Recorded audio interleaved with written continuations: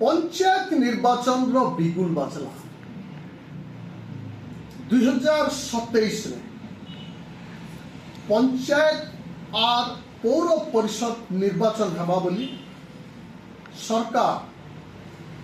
सागुआ झंडा देखी दे सारे न एतकी बेल की तोरा पसरा सबू राजनीतिक दल इथिर लगी बंधुगण पंचायत निर्वाचन वास्तव रे स्थिर करसी परवर्ती विधानसभा निर्वाचन रो फलाफल काना हबा ई जेन पंचायत निर्वाचन आसुची 2027 एप्रिल मे रे जे इलेक्शन हबा बोल की सरकार कहूछ से इलेक्शन वास्तव रे स्थिर करबा परवर्ती समय रे विधानसभा निर्वाचन रे केन दल राज्य शासन भार नेबार लगी सक्षमता प्रदर्शन करि पारबा हेतिर लगी तोरा पसरा ई घड़ी सबू राजनीतिक दल सबुठानु बड़ कथा बंधुगण ने पंचायत निर्वाचन वास्तव रे गोटे एंता अध्याय गणतंत्र जेन अध्याय राज्य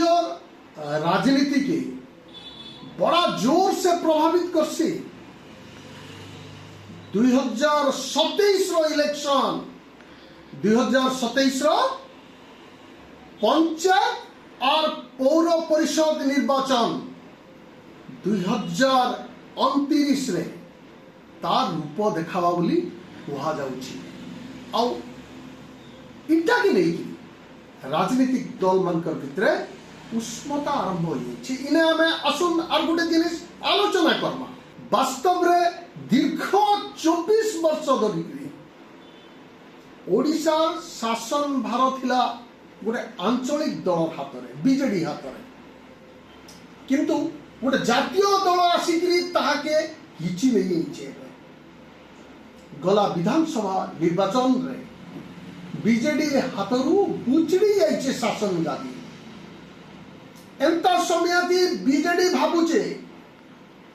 जे फेर तार से भूत गौरव तार गला दबदबा फेन फिरे आनबार लगी सक्षम ही पारबा के और हेती लगी बीजेडी भी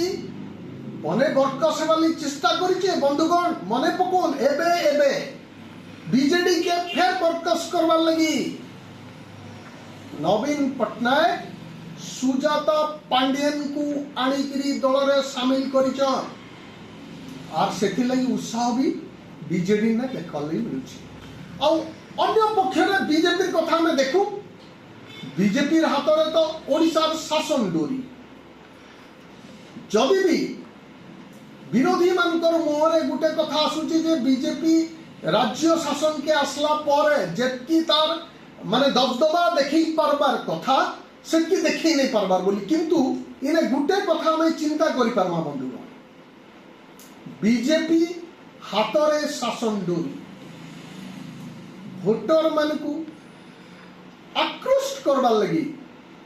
सरकार हाथ में बहुत गुड़ाए माध्यम रही पारबा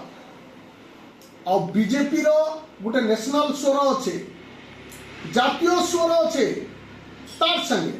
बीजेपी रो भी किसी भोट बैंक अच्छे इटा के हमको विश्वास करवार लगी पड़वा निघा देवार लगी पड़वा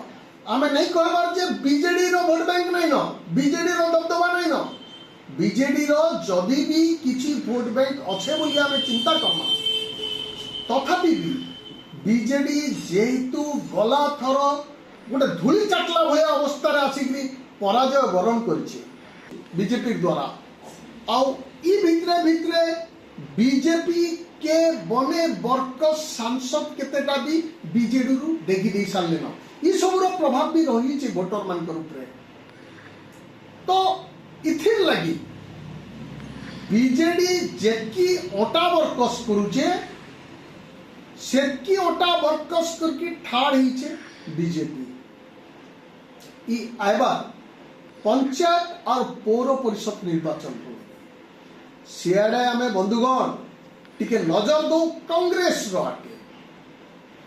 कांग्रेस गोटे जातीय दल, कांग्रेस भी आगर अपेक्षा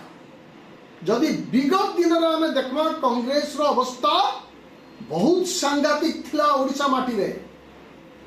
किंतु एबे एबे कांग्रेस आके आसुचे गुडाए लोकंकर स्वर के नहीं किरी